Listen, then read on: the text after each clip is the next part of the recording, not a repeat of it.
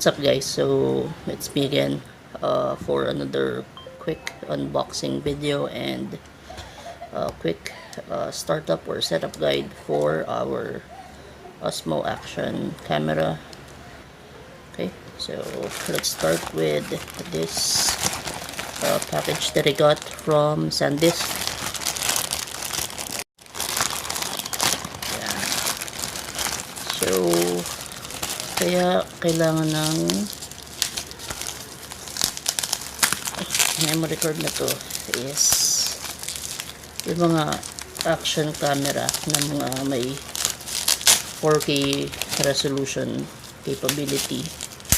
Kailangan ang mga kailangan yung memory card is yung mga gaya nitong mga V30 U3 nakalimutan ko lang exact na description kung bakit, basta ang pagkakaintindi ko sa kanya is yung write speed, kung gaano kabilis yung pag transfer ng data from the device to the memory card. So okay, siguro nabili ko ito mga nasa around 600 pesos, 64 gig. So feeling ko naman okay naman itong 64 gig. So yung mga nakita kong tutorial is nasa 128 gig. Tapos V30 din sila. Meron siyang adapter and yung card. Okay, so okay, buksan ko na. Tear ko lang to, tapos link ko na lang din sa description yung store kung saan ko ito nabili. Okay, so yan. Wow, astig.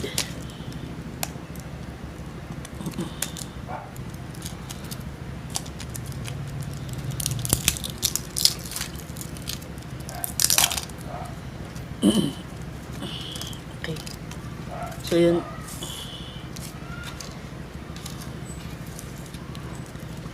card, tapos device.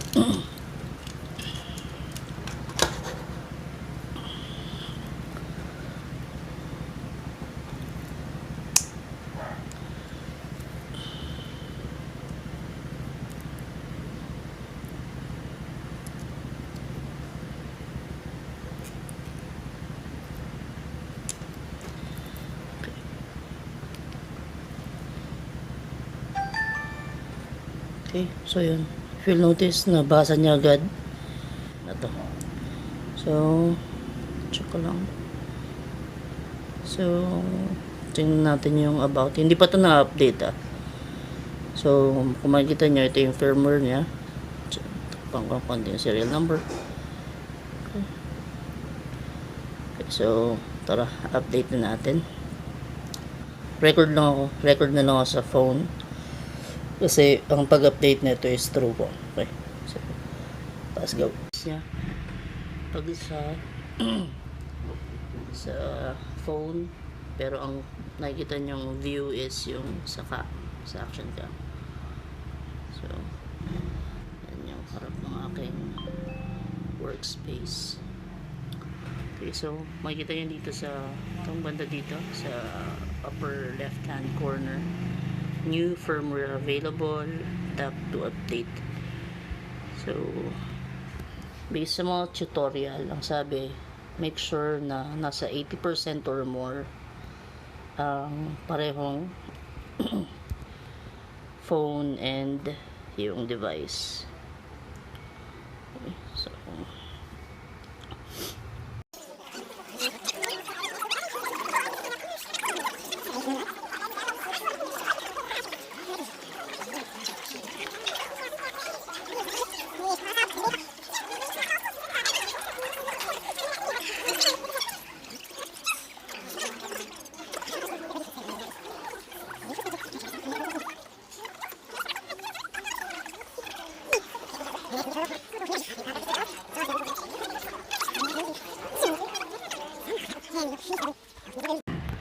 maganda yung tipong mag-update. So, check lang natin kung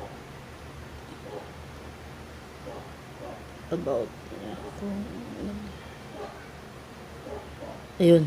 So, 1.10 na siya. Kanina ba 1.9? Okay. So, yun. Updated na siya. So, pag isa-swipe mo siya dito, ito yung mga general settings. Yung general settings. Diyan yung voice control, snapshot, quick switch, connection, tapos screen lock para hindi siya nagagalaw-galaw if nagre-record ka na, swipe mo lang siya. Tapos yung screen brightness, tapos yung ito yung mga quick switch profile, tapos ito yung sa front screen icon. So pag ganito, parang yung buong square na yan is dyan lalabas yung display ng kung ano yung nakikita ng camera or ng lens. Oops. Pero pag ganyan, parang meron siyang block sa taas. Okay. Tapos yun, metering, tsaka pag halimbawa ang setup mo naman ng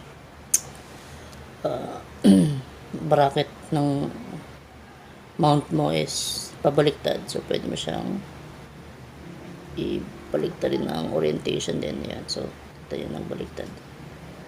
Okay, yan. Tapos pag i-left, okay, yan dito yung mga parang kung ano sa cellphone is yung gallery. Okay, so empty. Right side is yung manual capability. So ito auto, ito manual. So yun, dito masiset yung ISO tsaka yung shutter speed. Sinwitch ko na siya sa video.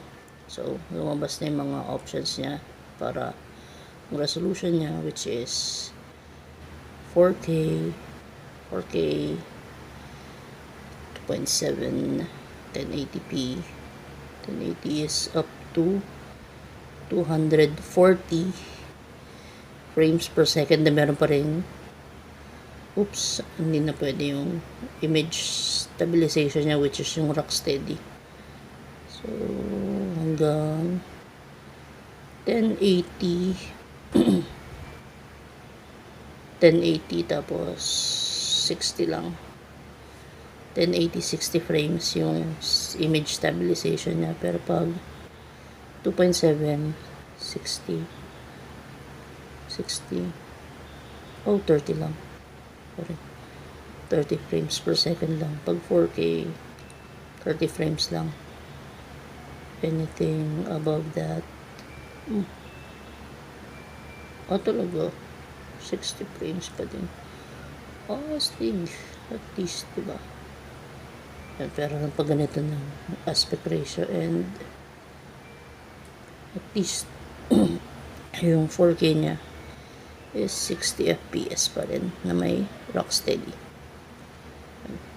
Kasi pag naka HDR mode ka dito, ang alam ko is wala siyang rock steady. Wala nga. Tignan mo, wala dito yung option niya. So modes is pag photo, aspect ratio, and countdown lang. Yun. So yun lang naman.